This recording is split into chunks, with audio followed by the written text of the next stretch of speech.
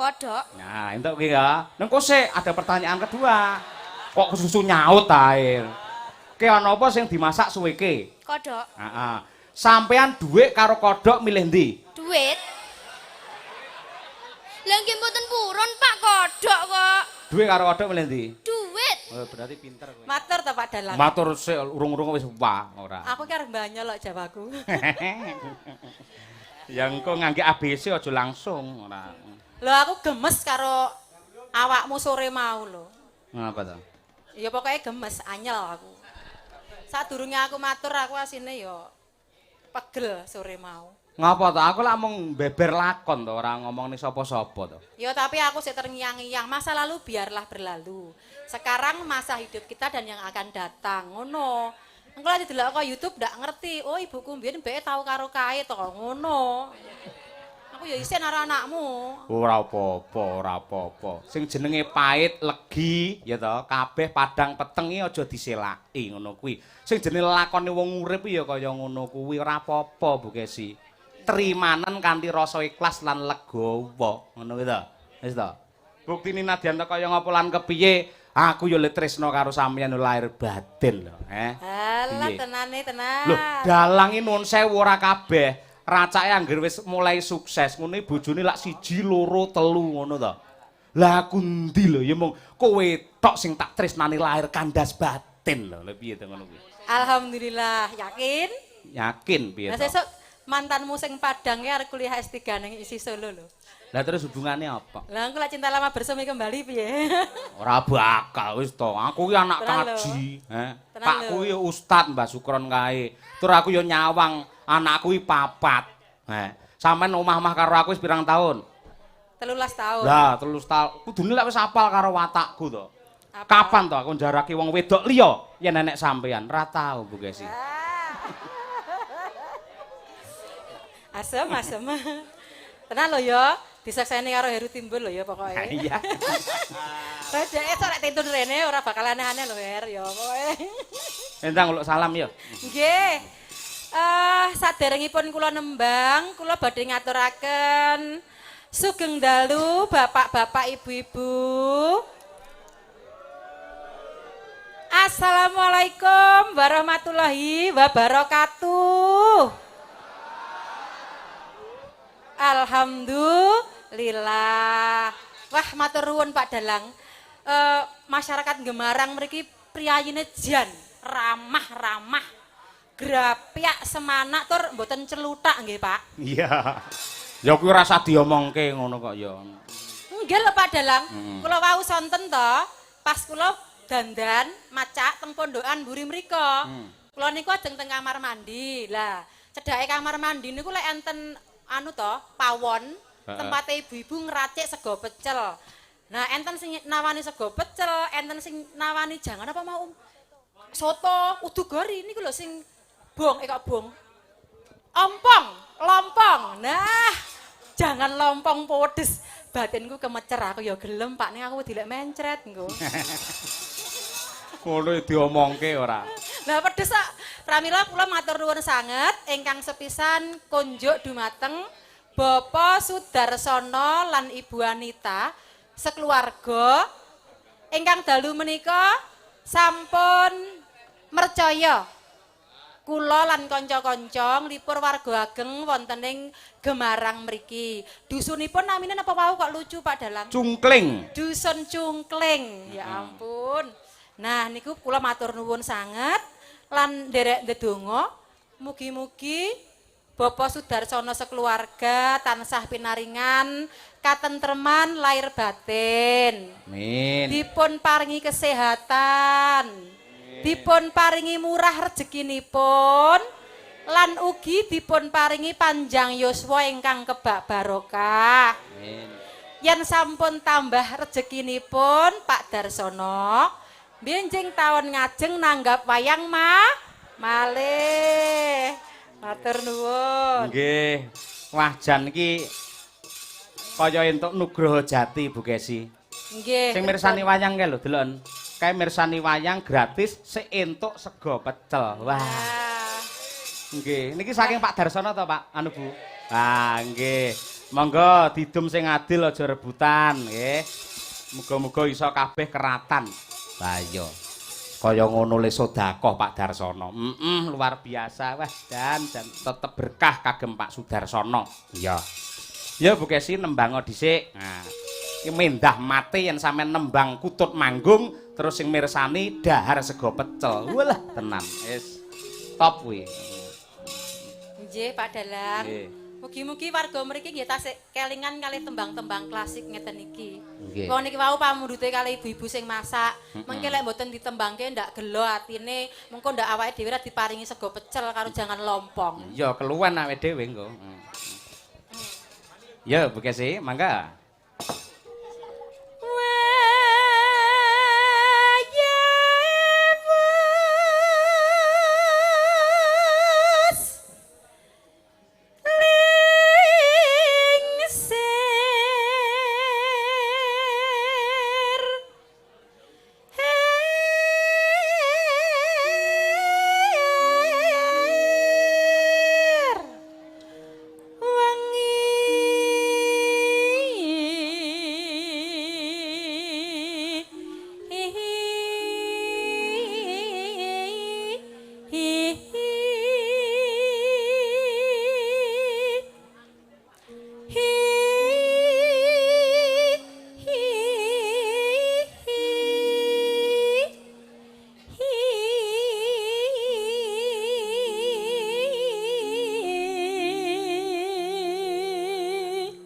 Nggih, tembang menika kula aturaken dhumateng ibu-ibu ingkang sami masak wonten dalemipun Pak Sudarsono. Mugi-mugi saged kinarya jampining saya. Iya, Ya, Bu.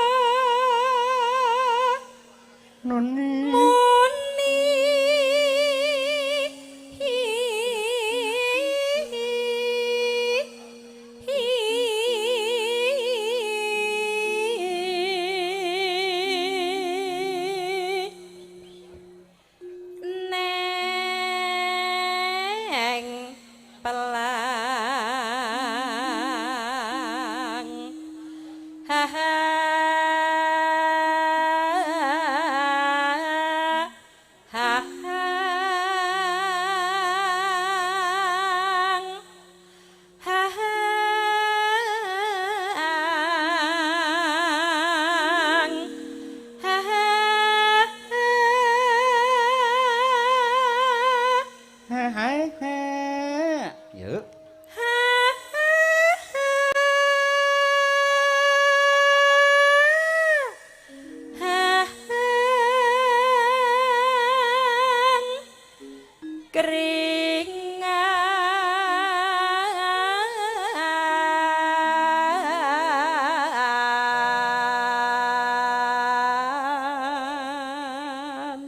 Nah.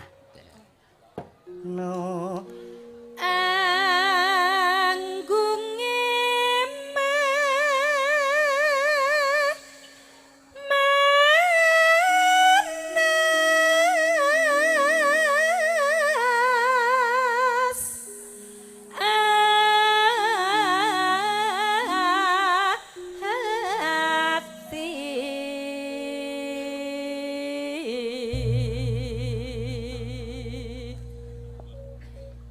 Manggung, Bu.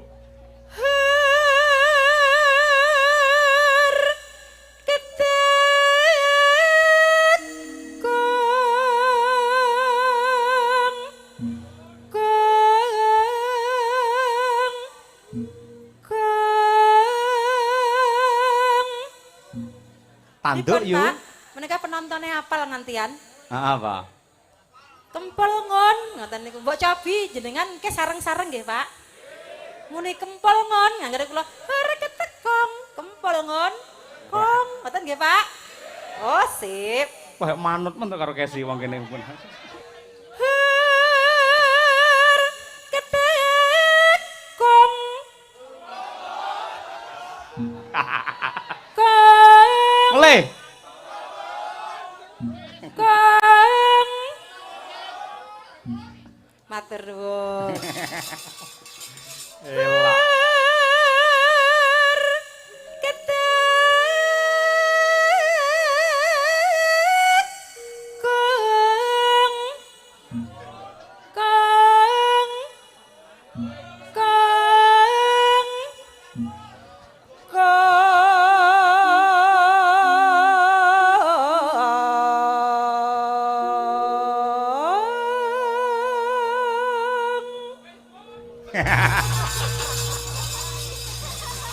Bareng kesel terus wis ngon. Ah iya.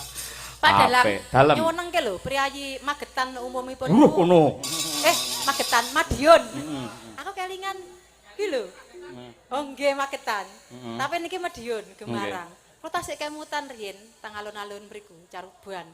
Angger kula angger nyinden ten riyen dalange Pak Anom Suroto. Suasanane nggih ngeten iki, kula nembang utut manggung ngoten niku penontonnya mesti bengok responnya saya kempul ngon ngoten niku.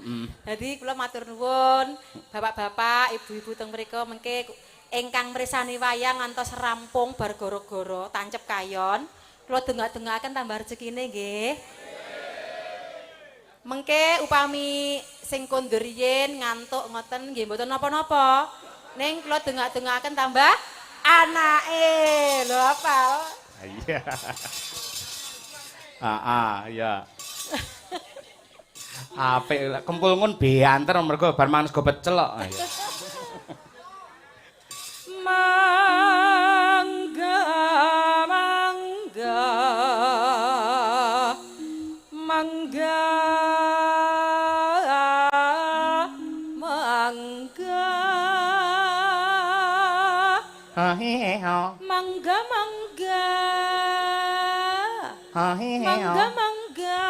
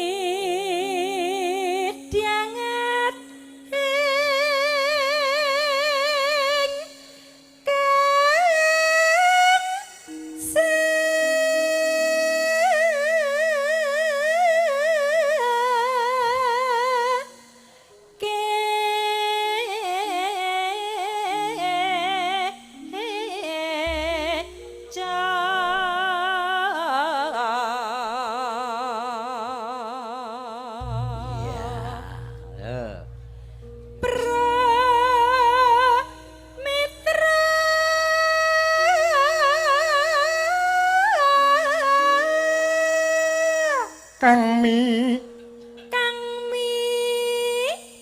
Mi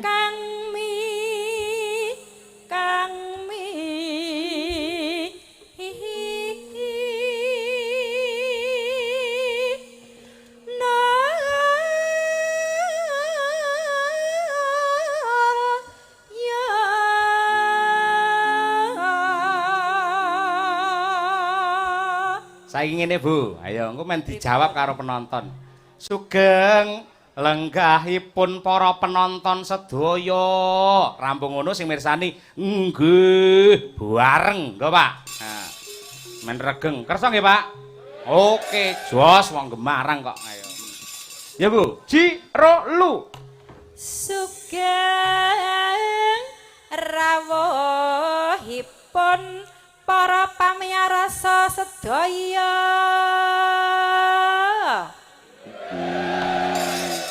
Lho apik to kaya ndelok bal-balan. Semangat kok ya. Heeh, piye. Ya, Bu, mlebu gendhengipun.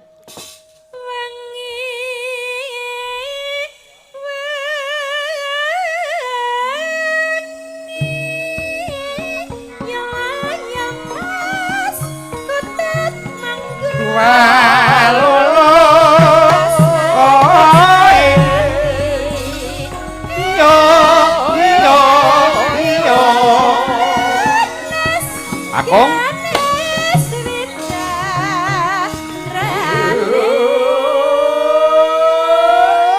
Putri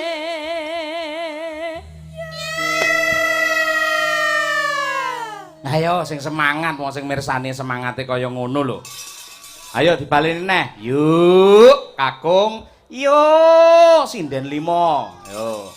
Jiro lu. Yo.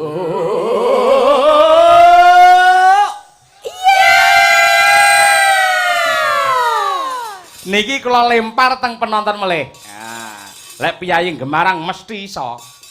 Sing yuk sinden 5. Yo penonton sedaya kemawon. Ingkang agungan tutuk kedah mungel. Ayo. Dadi yuk sinden 5. Yo penonton kabeh. Kersa nggih, Pak? Oke. Jiro lu.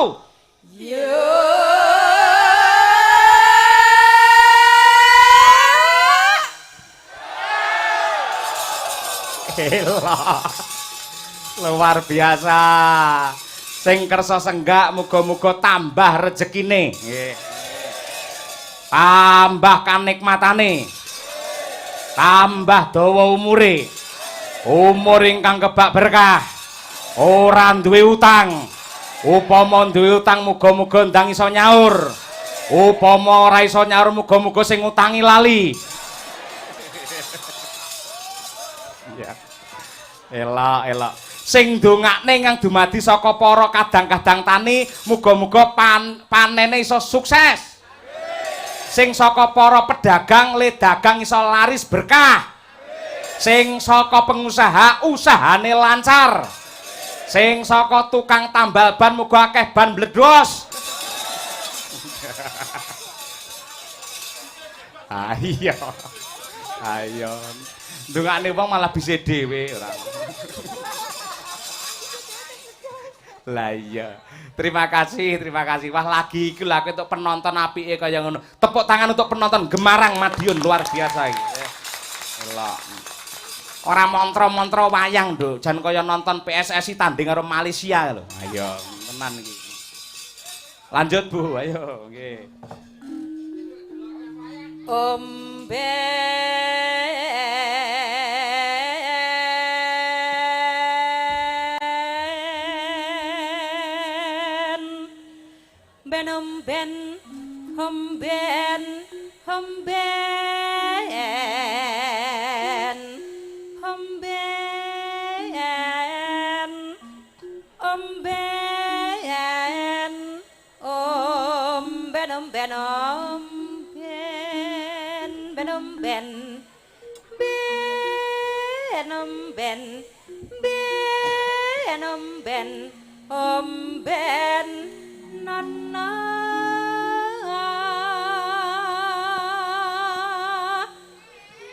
Yo saiki kutute Pak Darsono. Ayo ngono. Tak izinke Bu Anita ora apa-apa. Ayo. Yo. Kutute Pak Darsono. Yo. Tangan untuk genduk Jessica para lenggah. Wah, iki bibit unggul iki sampean. Sik tak takoni saiki kelas 2 SMP nggih. Nggih. SMA-ne rencanane teng pundi? Ten Solo, Pak. Aduh men.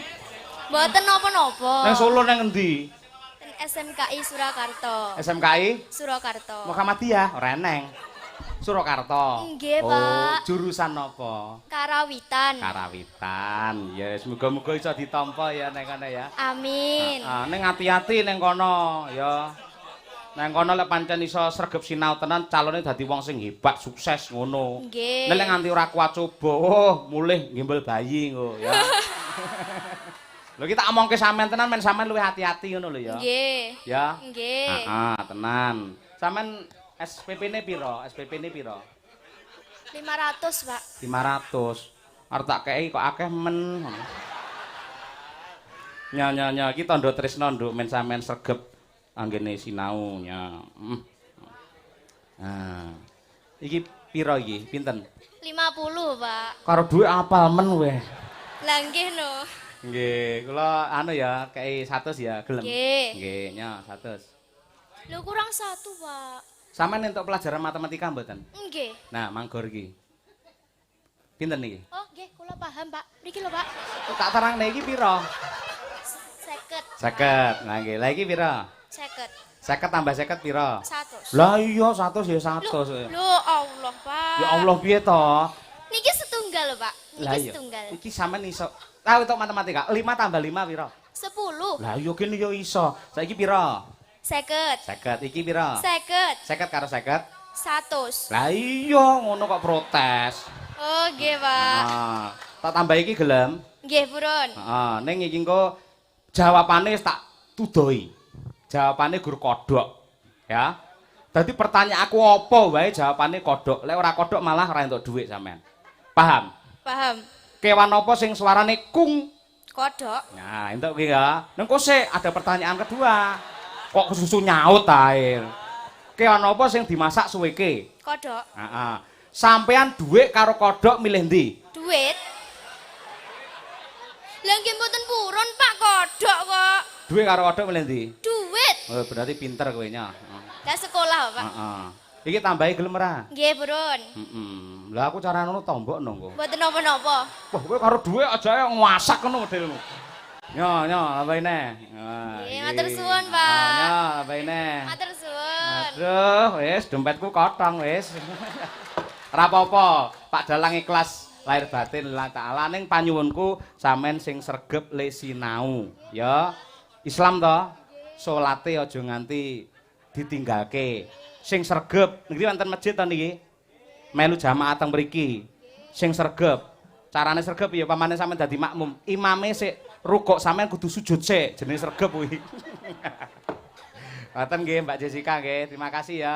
Salaman iki karo Ratu Kudang Kuning. Nah, iki loro kuning. Terus. Nggih, iki. Nah, ya. Amis-amis nggih. Elok Jessica iki putra daerah iki. Ya, Tawangrejo punya iki. Heeh, apik. Yo, Umi Hafifah men berdiri. Cublak suweng dados.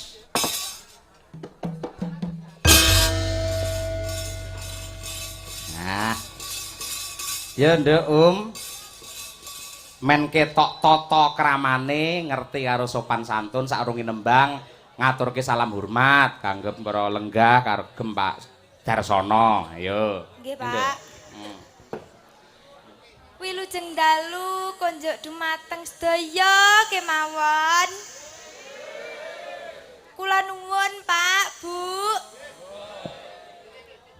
Kowe iki kaya wong medhayah ae to. Lek ning lapangan ning nggen dalan ngene iki ora perlu kula nuwun. Lah kowe ndodoke omahe Pak Darsono daleme dok kula nuwun kena ngono. Ning dalan kok kula nuwun. Oh, mboten pareng to, Pak, ngoten niku. Ora oleh. Lah tapi anu niku, Pak. Ngopo? Adewe. Adewe ndase ning ndi? Kula kalih jenengan anu tamu Oh, medhayah rene. medaya, Pak. Oh, lek medhayah dadi apike kudu kula nuwun. Nggih. Oh iya wis kula nuwun, Kula. Ndang. Kula Kula salam. Nggih. Kula minangka wakilipun rencang-rencang Madangkara, rencang-rencang Sinden CS kalian Pak Dalang ngaturaken panuwun ingkang tanpa upami, Pak, Bu.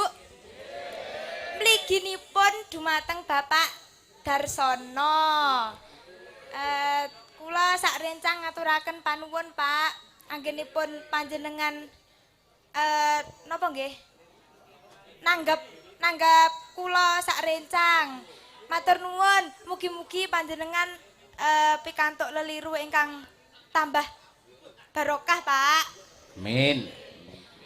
Terus dumateng Dumateng para pamirsa kula ngaturaken panuwun panjenengan kersa mengapresiasi mirsani wayangan dalu punika, Pak, Bu. Matur nuwun mugi-mugi anggenipun panjenengan wungon mugi-mugi pikantuk berkah saking Gusti Allah. Amin. Amin. Apik. Uluk salam ngaturake panuwun marang sing nimbali karo sing mirsani tegese waranggana sing ngerti tata krama ngono lho. Nah, nggih. Yo saiki nembango coba kaya apa? Karyane Mbah Sukron Suwanda. Iki. Nggih. Ya kuwi nyidra asmara utawa ula tampar. Dawane pangkur engko dibacutke langgam terus dindangdutake. Ya, ya nduk aturna nduk. Matek sari angkling darma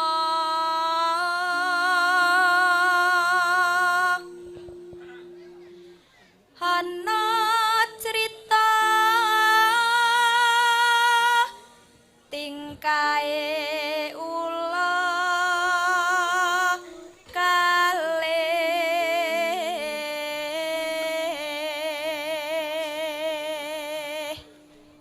nonano yuk ingkang samya cumburayu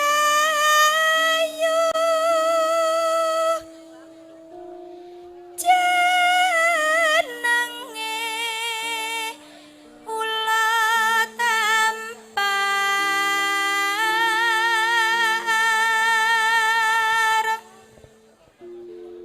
wani garwane sang maha wiku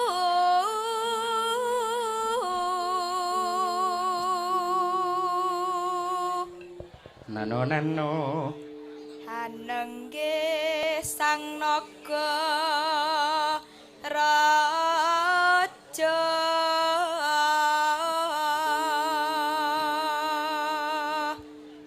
sesilih nyinaga kini duduk. Terima kasih. Karya besar Ki Sukron Suwanda ya, Mak.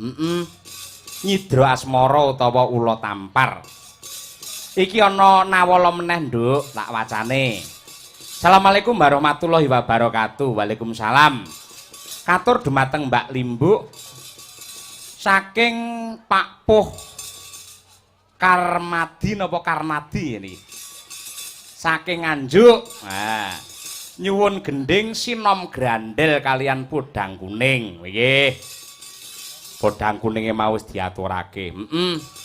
Wassalam saking Pak Puh Karnadi Nganjuk. Ya.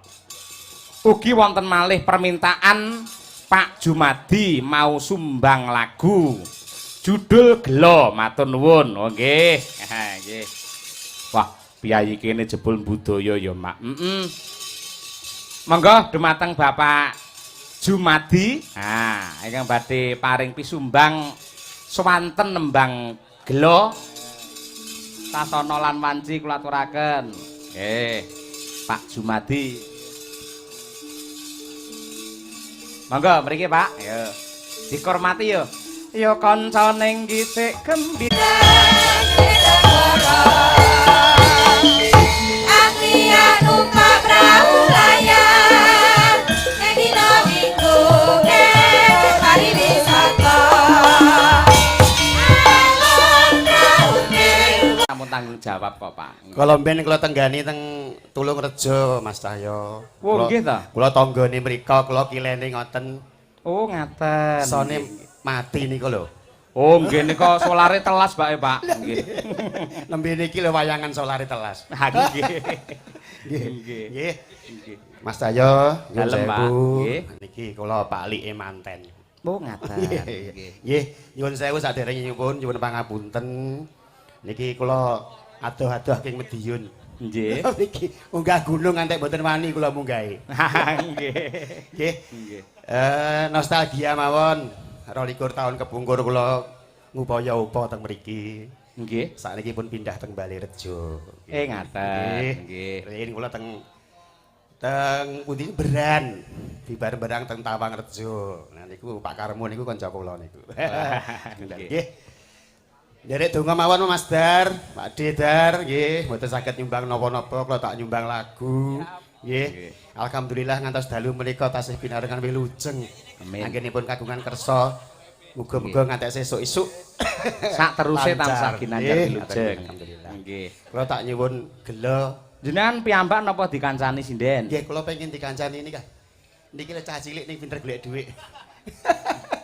Mbak Umi monggo. Nyuwun sewu kula tak buka nggih. Monggo minggah Nggih. mawon nggih. Monggo. Napa-napa. Nggih. Nggih, alhamdulillah. Pun ndang pensiun karek 5 tahun. Nggih. Arep nentem penggalih niku, Pak. Nggih. Langgam gelo mangke dipun lajengaken digarap seragenan. Oh, Aku nggih. dikancani ya, Nduk. Nggih, Pak. Iya. Nggih. Jenengan milih pundi, Pak? Napa? Niki. Nggih. Oh, nggih. Niki 300 lho, Pak, niki. Mboten napa-napa. Kenapa? Lah kula wau malah Mbak Jessica malah disangoni dalange ngoten. Ngoten niku ngantos-ngantos lho Mbak Desi. Ayo Mbak. Kali Desi. Mboten napa-napa. Ngatos-ngatos. Nggih. Nggih, monggo. Langgam gelo. Nggih. Ya. Saking? Saking kan gamelan. Oh, gamelan Nggih. nggih. Oh, nggih, nggih, nggih.